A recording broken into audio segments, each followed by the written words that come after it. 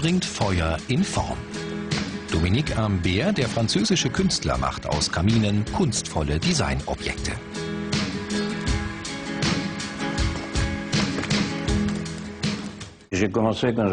Als Kind, als Jugendlicher mit 12, 13, 14 Jahren habe ich angefangen, Möbel aus Stahl zu formen oder kleine Figuren zu biegen.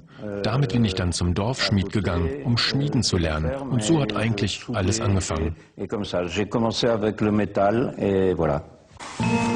Heute, 40 Jahre später, ist er mit der gleichen Begeisterung dabei und formt Kamine. Und die sehen aus wie kunstvolle Wandbilder. Manchmal scheinen sie im Raum zu schweben. Dominique Imbert hat eine neue Generation von Kaminen erschaffen. Dabei wollte er eigentlich Skulpturen formen. Aus der Not heraus zündete 1966 seine erste Kaminidee.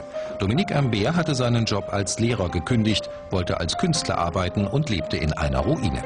Weil er fror, stellte er aus dem Material für seine Skulpturen einen Kamin her. Freunde waren begeistert, die Leute im Dorf eher skeptisch. Man hat mich schlichtweg für verrückt erklärt.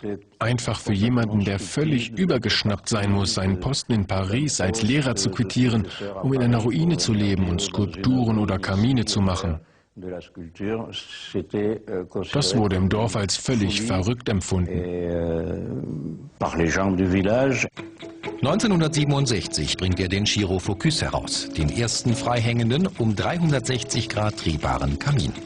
Als Kunstobjekt wird er 1998 im New Yorker Guggenheim Museum präsentiert.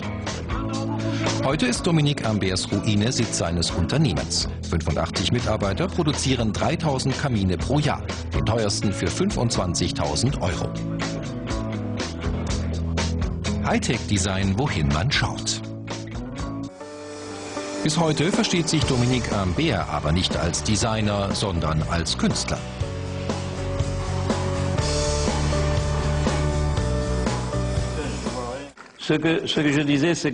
Diese Arbeit ist sehr, sehr interessant. Sie gibt mir unheimlich viel. Ich liebe die Arbeit mit Stahl. Wenn ich sehe, wie dieses harte Material weich wird, aussieht wie ein kleiner Vulkan, die Funken sprühen, ist es wie der Anfang der Menschheit. Es ist wie der große Urknall.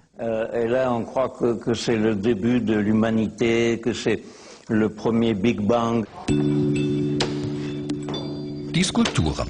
Nur noch eine Erinnerung. Aber das macht dem Künstler nichts aus. Dominique Imbert hat seine Passion gefunden. Heute sind die Kamine seine Skulpturen.